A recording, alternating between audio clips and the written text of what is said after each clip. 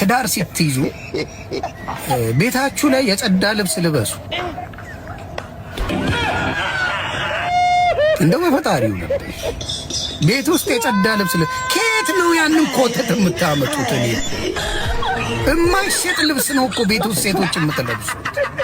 አይሸጥም እኮ ገበያ ላይ የማይገኝ ልብስ ደም አፍላ የተባለ ልብስ አለ።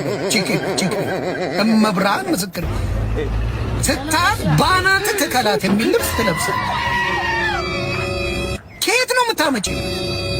አነብርሲን እኔ ገበያ ላይ እመብርሃን ምስክሬ እንደዛ አይነት ልብሶች ሲያሸጡ ምን ሲሉም አይቻልም።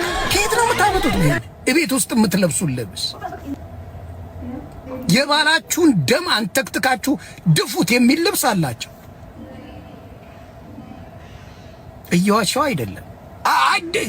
ገበሬ ያለው ቡታን ታርጋ ትመጣል። ከየት አባሽ ነው የሚሸጡት? እሱ